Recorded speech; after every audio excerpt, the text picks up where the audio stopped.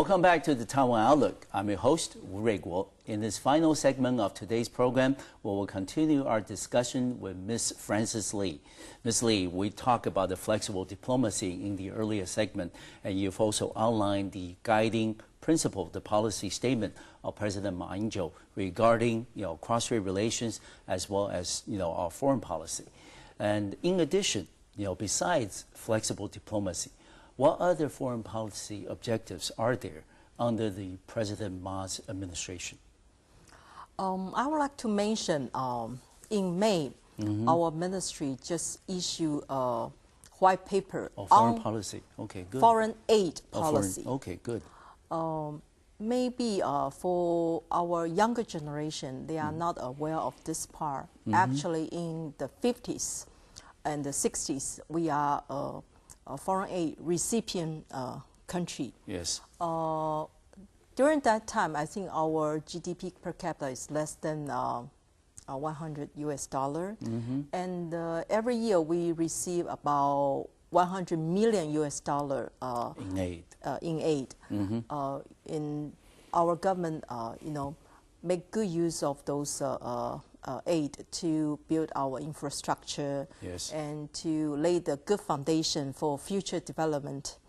And right now, we would like to our GDP per capita right now is about 16,000 US dollar, and we consider we have the ability to reciprocate the goodwill we received in the 50s and the 60s. So, although say last year the total number of our foreign aid is about 430 million US dollar, but the ratio, yes, the ratio is about 0.11%. If you compare with those OECD or other, their standard should be reached to 0.7%. Okay. So that shows we still have some room to grow. We can grow. So if you talk about foreign aid, our incumbent administration would like to eradicate the image of checkbook diplomacy or so-called money diplomacy, and we would like to render assistance to our diplomatic allies to help them to build up their countries, such as for in our Department of East Asian and the Pacific Affairs, for example, we have six diplomatic allies, yes, in our department, and we dispatch technical mission to the respective countries. Yes. We help them to grow, say, vegetable, aquaculture, horticulture, and also we render our assistance on industry development.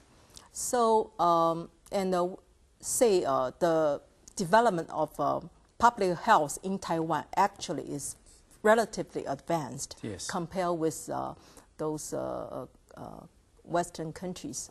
So every year we send about I think 10 to 12 mobile medical teams to those diplomatic allies, yes, to help them to increase their awareness of public health, also help them to combat those infectious disease. Yes. And for those measures, actually, we receive a very good response. And also, for those small island countries, they worry about the climate change. They worry about the rising of sea level. So in this area, I think it's going to take global efforts to help them. However, for our part, for Taiwan part, I think for those, say, waste cycling or waste disposal system, we could render assistance to them. We will do that part. Yes. And such as area, in IT cooperation, because IT is our strength. So we would like to set up some, say, a digital center, to help them, because it's gonna narrow down the digital divide. Of course. Also can, as for another area, I think very important is we're gonna train their human resources. I think education is very important. Of course. For those, we provide many courses and invite them to attend, such as it's all very technical courses, very pragmatic courses. Yes. And after they conclude the courses back to their home, they may start with a small business, and then they can be, on their own. So I think for those measures where right now we are adopting is very helpful for them. And also Taiwan, Taiwan is a major trading country. Yes. We are ranking 16th largest trading country in the world. So as for A4 trade, is also another measure we would like to further provide assistance to them. We're gonna share our experience, so-called Taiwan experience, with them. Okay. To how to develop the networking of trading, how to marketing. In short term, we just say, not just give them fish. We also teach them how to fish. Yes. Yeah. I think that's a major difference if compared with the previous administration. So we are also very proud of this white paper on foreign aid policy. We hope we can continue our efforts to help our diplomatic allies. Okay. For those non-diplomatic allies, if they request our assistance, then we can, within our ability, then we may give a favorable consideration. That's terrific. And we know that in the year 2009, this year, it's been a very important year for Taiwan on the international stage. Of course, first, in May of this year, we were able to participate at the World Health Assembly. For the first time in some 38 years that we were ever able to participate in a United Nations affiliated activity. This is a major international space breakthrough for Taiwan. And secondly, as I mentioned earlier, we have recently concluded the staging of the 2009 World Games in Kaohsiung.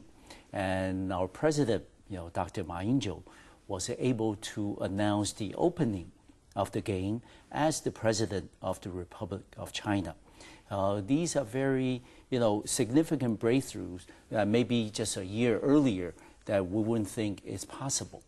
And of course, in a few weeks, we're going to have the Deaf Olympics in Taipei as well. That will be another major international event, sporting event for Taiwan. So given all these, big and small but continuous breakthroughs that we have seen in Taiwan's international space this year, what are the other areas, maybe without naming the specific organizations, but other areas that our Ministry of Foreign Affairs is working on in terms of further expanding Taiwan's international participation and also enhancing our international visibility? I would say to expand our international participation and to uplift our international visibility is one of our major goals of our ministry. And to be brief, I would say any international organization, if under United Nations, as long as it's a specialized agency, I think we will try our best, to boost our international space.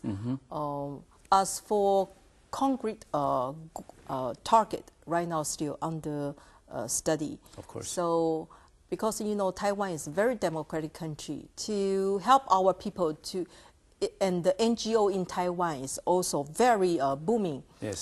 So to help our people to walk out to the international stage is one of our government's responsibility.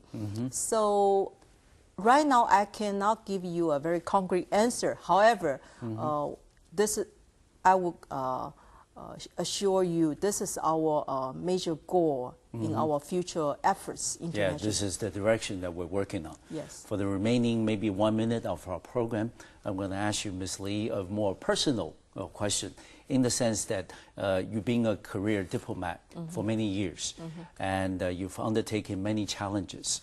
What would be your word of advice to young people who may be watching our program, but who are interested in foreign service in the future?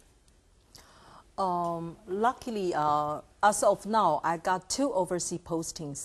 The first one is Washington, D.C., and the second one is Kuala Lumpur. Yes. And I think foreign career is very interesting Opportunity, job. yes.